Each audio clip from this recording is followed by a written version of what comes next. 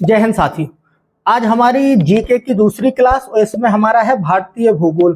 जो स्पेशल हम आरटीजीएसयू में सिलेबस है भारतीय उपमहाद्वीप, इसके हम लोग 40 क्वेश्चन में सारा पूरा उपमहाद्वीप हम लोग खत्म करेंगे। देखो, हम लोगों को कम समय में ज़्यादा से ज़्यादा जो आरटीजीएसयू के संबंध महत्वपूर्ण चीज़ें हैं, महत्वपूर्ण जानकारियाँ हैं, वो लेना है। तो मैं ज़्यादा वो आपके सामने सामग्री नहीं परोसूंगा जिसमें आप लोग थोड़ा भ्रम में पड़ जाए, कंफ्यूजन में आ जाए। तो हम लोग सीधे जो जो ज़्यादा महत्वपूर्ण और मूल जानकारी है भारत के संबंध में वो हम लोगों को पढ़नी है। और हम लोग, आप लोग भी जानते होंगे कि जेसीओ लेवल के जो भी हमारे साथी हैं वो इतना जीके उनको बड़ा बोरिंग सब्जेक्ट लगता है। तो मैं इसलिए कम से कम चीज़ें और ज़्यादा महत्वपूर्ण आप लोगों को बताऊंगा। वो आप लोगों को ईमानदारी से लिख के और दिन में एक बार वो प्रैक्टिस जरूर करनी है, फिर आप लोगों को बनता चलेगा। और जो भी ऐसी क्लास लगेगी तो मैं फिजिकली क्लास में आप लोगों को लूंगा, वो समझाऊंगा अच्छी तरह से। जो लगेगा कि साधारण हमको केवल देखना चाहिए, वो हम लोग देखते हुए आगे बढ़ जाएंगे। ठीक है, अब हम लोग शुरू करते हैं। भारत किस गोलार्ध में अवस्थित है? तो मैं पहले बता दूं कि हमारा उत्तर गोलार्ध है, उसमें अवस्थित है, लेकिन पूर्वी उत्तरी गोलार्ध में है। 4 गोलार्ध है, एक पूर्वी उत्तरी, एक पश्चिमी उत्तरी, एक पूर्वी दक्षिणी, एक पश्चिमी दक्षिणी। तो इसमें हम लोग, हमारा जो पूरा संपूर्ण क्षेत्र है भारत का, वो पूर्वी उत्तरी में है। ठीक है, दूसरा प्रश्न हमारा है, भारत की पूर्व से पश्चिम और उत्तर से दक्षिण की लंबाई कितनी है? तो ये आप लोगों को बहुत अच्छी तरह थोड़ा याद कर लेना, शायद ऑब्जेक्ट बन जाता है इसमें।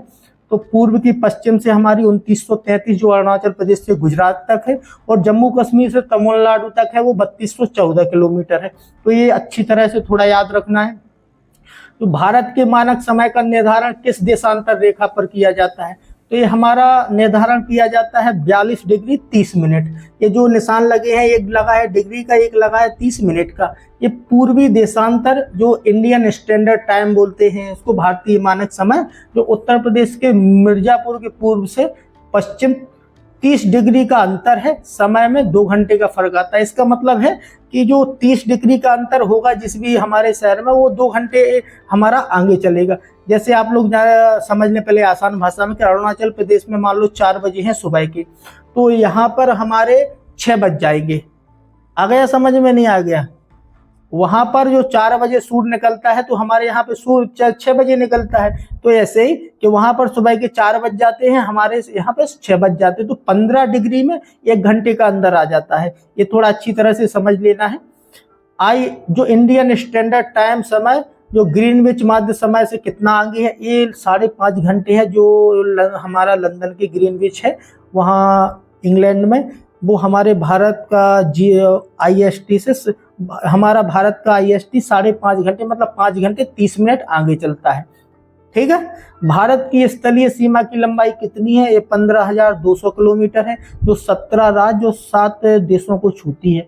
ये आप लोगों को, यदि अच्छा, मैंने थोड़ा खुद कोशिश करना है, सबको जानकारी हासिल करनी है, सर्च करना है कि कौन कौन से राज्य और कौन कौन से देशों को छूती है। आप एक बार समझ लेंगे जिंदगी में मैप भारत का, आपके अंदर पूरी जिंदगी में सेट हो जाएगा ये, फिर आपको जरूरत नहीं है दोबारा पढ़ने की।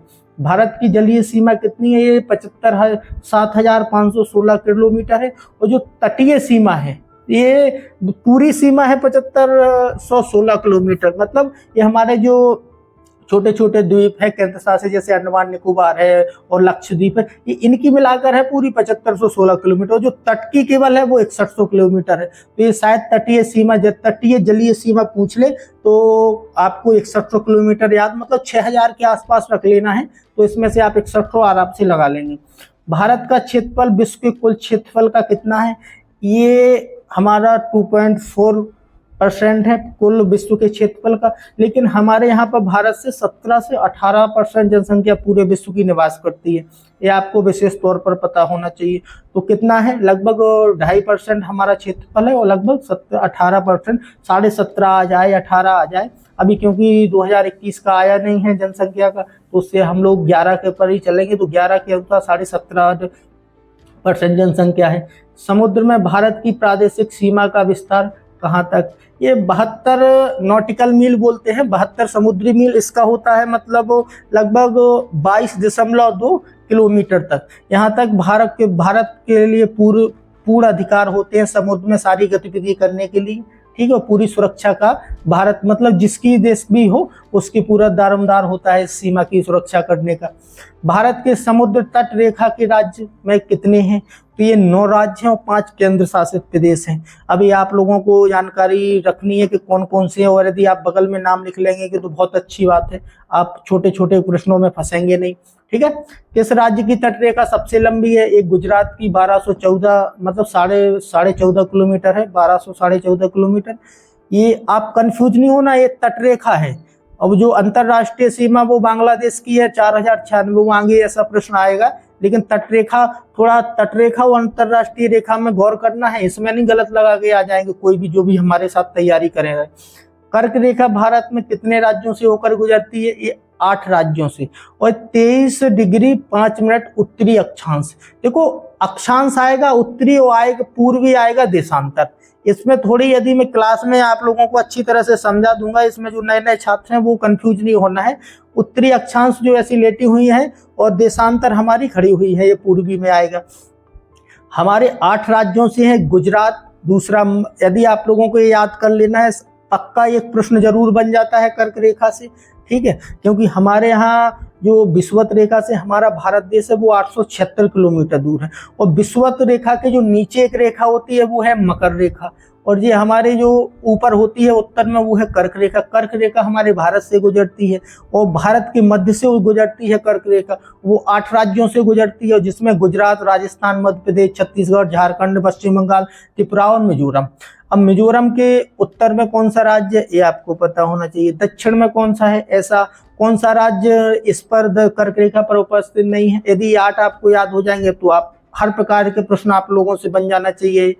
भारत की मुख्य भूमि का दक्षिणतम पॉइंट है।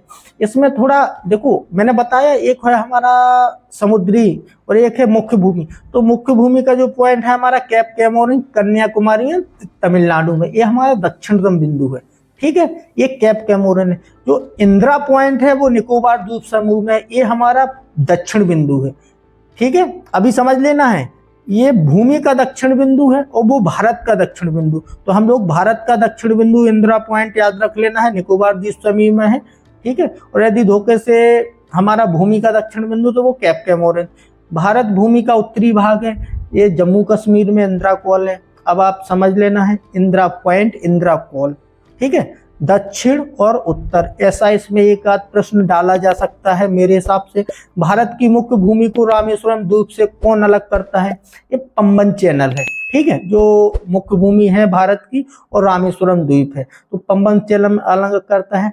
भारत और श्रीलंका को कौन से जल संधि अलग करती है? तो एक पाक जल संधि है। पाक जल संधि में अधिकतर ये कॉमन प्रश्न है, सभी परीक्षाओं में लिया जाता है, लेकिन ये पाकिस्तान से जोड़कर देख लिया जाता है, तो ये श्रीलंका में समझ नहीं पाते हैं। तो शायद धोखे से आप लोगों से ऐसी चर्चा हो जाए, तो बिल्कुल सतर्क रहना है भारत और पाकिस्तान, श्रीलंका, क्योंकि चर्चाओं में श्रीलंका बहुत ज्यादा है, और पाक जल संधि आपको याद होनी चाहिए। आदम का पुल किन 2 देशों के मध्य स्थित है? ये भारत और श्रीलंका के मध्य। रामेश्वरम द्वीप और मन्नार द्वीप जो हमारा श्रीलंका का उत्तरी द्वीप है, वो मध्य चूना पत्थर से एक बनी श्रृंखला है। भारत के लोग इसको मानते हैं कि वो जो रामायण से संबंधित कथा है, नल नील के द्वारा ये बनाया गया राम सेतु है, और उनके द्वारा श्रीलंका वाले मानते हैं कि हमारे यहाँ पर उपजा हुआ या प्रवाल द्वीप है, ठीक है। अलग अलग दोनों मान्यता है दोनों देशों की, इसमें हमको जाना नहीं है, लेकिन जाना है कि उसका जो मूल नाम है अभी हम लोग आदम का पुल, ठीक है, ये आपको समझ लेना है अच्छी तरह। कितने भारतीय राज्य बांग्लादेश के साथ अपनी सीमा साझा करते? क्योंकि बांग्लादेश से हमारी सबसे ज्यादा अंतर्राष्ट्रीय सीमा है, स्थलीय सीमा है, ठीक है। तो स्थलीय सीमा में हम लोग 5 राज्य हैं जो साझा करते हैं, और आप जैसे ही लिखेंगे तो अब 5 राज्यों का नाम भी लिखेंगे। रेड क्लिफ रेखा भारत को किस देश से अलग करती है? थोड़ा मिस्टेक हो गया है टाइपिंग में, देसी आ गया है, ठीक है, सब कर लें। रेड क्लिफ करती है पाकिस्तान से, चाइना से हमारी मैकमोहन, ये आपको पता होगा। लेकिन डूरंड आपके लिए ये होमवर्क है, जहां तक शायद हो सकता है कि आगे प्रश्न आ सकता है। ये 3 नाम है, तीनों में हमेशा कंफ्यूजन होती है, रेड क्लिफ और मैकमोहन और डूरंड, ठीक है। भारत चीन सीमा को क्या कहा जाता है? मैकमोहन सीमा। भारत की किस देश के साथ अंतर्राष्ट्रीय सीमा सबसे लंबी है? बांग्लादेश 4096 किलोमीटर। जो हमारी जलीय सीमा सबसे ज्यादा किस राज्य की है, वो है हमारी गुजरात की। आपको मैंने बता दिया था 1200 लगभग 14 किलोमीटर। ठीक है, अभी हमारी बांग्लादेश की जो अंतर्राष्ट्रीय सीमा है वो भारत देश की लगती है।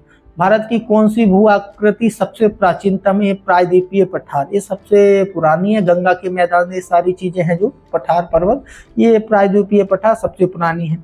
कोरोमंडल तट किस तट का भाग है? पूर्वी तट का है। देखो, पश्चिमी तट को मालाबार तट कहते हैं, पूर्वी तट को कोरोमंडल तट कहते हैं। ये चोल राजाओं तो चोल मंडपम कहते हैं इसको तमिलनाडु भाषा में, लेकिन जो हमारी राष्ट्रीय भाषा में जो हम लोग जानते हैं उसको कोरोमंडल तट के नाम से जानते हैं। मालाबार तट किसका भाग है? पश्चिमी घाट का भाग है। न्यू मूर और बैरन द्वीप कहाँ स्थित है? बंगाल की खाड़ी में है। और न्यू मूर द्वीप और बैरन द्वीप पर भारत और बांग्लादेश का विवाद बना रहता है, तो इसलिए आप लोगों को ये पता होना चाहिए। दुनिया का सबसे बड़ा नदी द्वीप असम माजुली द्वीप है, ब्रह्मपुत्र नदी पर है असम में माजुली द्वीप। ये धोखे से, क्योंकि भारत में है वो सबसे बड़ा चीजें हैं, तो ऐसे हमारे बड़े स्तर की चीजें पूछ ली जाती हैं। भारत के किस स्थान को सफेद पानी के नाम से जाना जाता है? ये सियाचिन है। भारत का कुल क्षेत्रफल 32,87,263 वर्ग किलोमीटर है। ये आप लोगों को विशेष तौर पर पता होना चाहिए। ये मुख्य चीजें हैं जो हमारी उपमहाद्वीप की भारतीय की, तो ये हम लोगों को थोड़ी जानकारी रखनी है और प्रैक्टिस एक दो बार करेंगे आप लोगों को आ जाएगा। किस राज्य की सीमा सर्वाधिक राज्यों को स्पर्श करती है? उत्तर प्रदेश। भारत की सबसे बड़ी सुरंग जवाहर सुरंग कहाँ अवस्थित है? जम्मू कश्मीर में। पटकाई की पहाड़ियां भारत को अलग करती है म्यांमार से, ये बर्मा से। थोड़ी अभी वहाँ भूकंप आया है, तो इसलिए जानकारी हमको होना चाहिए कि क्या है हमारी जो सीमा निर्धारित होती है।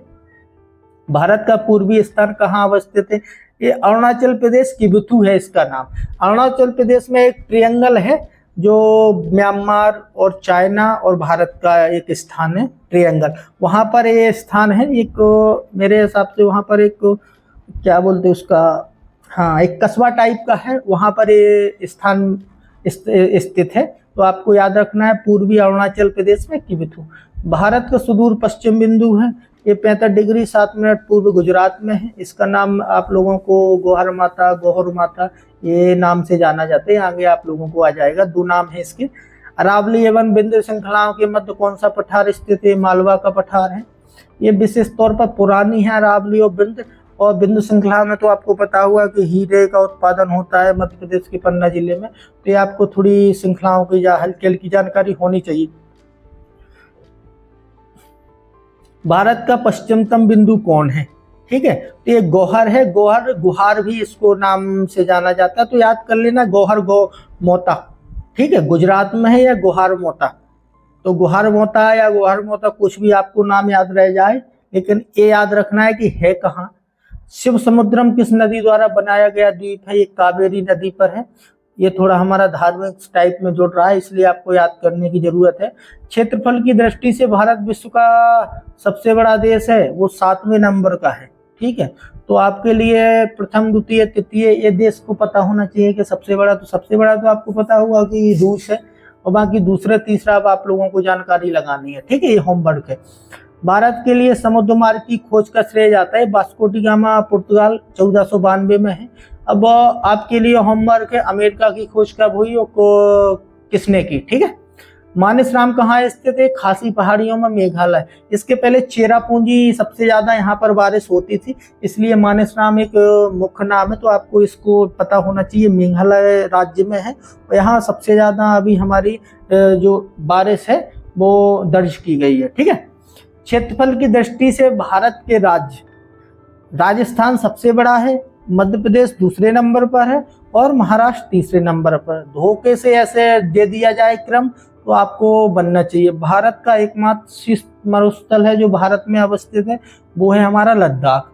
ठीक है, अब लास्ट हमारा जो एक प्रश्न और बचता है, भारतीय उपमहाद्वीप में कितने देश हैं?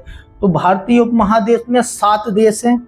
स्वयं भारत से गिनती करना है। क्या होता है, कुछ कुछ चीजों में जो हम लोग ऐसा प्रश्न लेते हैं तो उसी को छोड़ देते हैं। बाकी एक कहावत आप लोगों ने सुनी होगी कि 3 लोग चोर चोरी करने गए और फिर वहां पर वो गिनती करे तो अपने आप को स्वयं में छोड़ दे और 2 लोगों को गिन ले। अब परेशान कि हमारा तीसरा साथी खो गया। अब वो उसी साथी की खोज में लगे हैं, लेकिन स्वयं की गिनती ना करें। तो उपमहाद्वीप में भारत पहले शुरुआत करनी है गिनते हुए, फिर पाकिस्तान, बांग्लादेश, नेपाल, भूटान, श्रीलंका और मालदीव, ये आप लोगों को गिनती कर लेनी है। मुझे लगता है अब ये साधारण प्रश्न है और ये हमारे हिसाब से सभी से बनना चाहिए, अब इसमें कोई कंफ्यूजन नहीं है। लेकिन आप प्रैक्टिस जब तक स्वयं से लिख के नहीं करेंगे, जब तक ये थोड़ी भूलने की ज़्यादा संभावना है। तो आप लोग अब छोटे बच्चे हैं नहीं हैं, बड़े हो गए हैं, आपको बार बार कहना ना पड़े, आप जो भी क्लास लें उसको एक फेयर कॉपी बना के और अलग अलग विषय का बना लें। मेरे हिसाब से लगभग 100 से 150 प्रश्न लेके चलूँगा मैं, जो पूरा जियोग्राफी या हिस्ट्री है सारे लोगों की। तो इसमें हमारे 100 से 150 प्रश्न में सारे विषय, और किसी किसी में तो 50 में भी हो जाना है, जैसे इकोनॉमी है, इकोनॉमी में हम लोग लगभग 20 से 25 प्रश्न लेंगे, बस उसे उसमें उतने में खत्म कर लेंगे। तो हमको मौलिक जानकारी है वो होनी चाहिए, और उसके अलावा हम लोगों को ज़्यादा प्रोफेसर बनने की कोशिश भी नहीं करना है। ठीक है, धन्यवाद।